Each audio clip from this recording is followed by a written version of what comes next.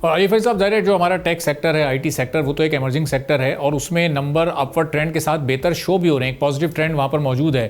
اب ایک سیکٹر ہمارا پازیٹیو زون میں, اس کا مطلب جو ہمارے ایگزسٹنگ سیکٹرز ہیں جو پہلے ہی بڑے چیلنجز ان کو سامنے رہیں, تو وہ اس وقت بہت زیادہ مشکل میں, ٹیکسٹائل سیکٹر یا ہمارے دیگر سیکٹرز, چونکہ وہ اگر اپنی اس پوزیشن پر بھی برقرار رہتے تو شاید یہ ٹرینڈ اپورڈ ہی ہوتا ہمارے ٹیک سیکٹر کی وجہ سے.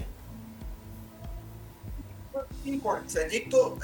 ہائی لیول پہ میں ابھی بھی آپٹمسٹک کیوں, کیونکہ گورنمنٹ نے آئیڈینٹیفائی کیا ہوا ہے کہ ایکسپورٹ بڑھانا ضروری ہے. اور دا فیکٹ کہ میں اور آپ بات کر رہے ہیں کہ دیکھیے ٹریڈ ڈیفیسٹ بڑھ رہا ہے, اس کو کس طرح سالو کیا جائے, اس کا مطلب ہے کہ ماضی کے نسبت اس بار لوگوں کو یہ انڈرسٹینڈنگ ضرور ہے کہ ہمیں سسٹینیبل گروتھ چاہیے, ہمیں growth for the sake of growth نہیں چاہیے کیونکہ وہ سسٹینیبل نہیں ہوگی. یہ ایک امپورٹنٹ چینج ہے. دوسرا چینج جو اس وقت ہے کہ ہماری جیو پولیٹیکل ریلیشن شپس بڑے اچھے ہیں, ہم ڈیفینس پیکٹ کر رہے ہیں سعودی عربیہ کے ساتھ, یو ایس کے ساتھ ریلیشن شپ اچھے ہیں. اس وقت پرائم منسٹر ملیشیا ہے, وہاں پہ اناؤنسمنٹ آئی ہے کہ $200 ملین کے حلال میٹ ایکسپورٹ کرے گا ملیشیا.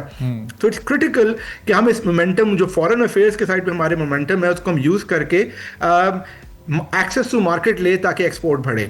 مگر تیسری بات, اگر ہم پرانی بات کو ریپیٹ کر رہے ہیں کہ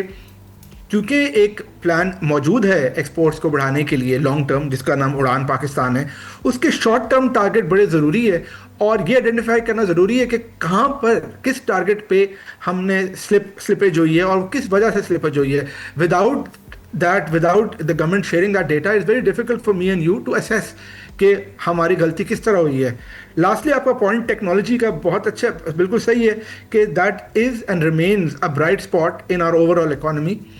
اور آئی تھنک اسی پہ ہمیں ڈبل ڈاؤن کرنا چاہیے. سبسکرائب کریں اور بیل دبائیں تاکہ کوئی خبر رہ نہ جائے.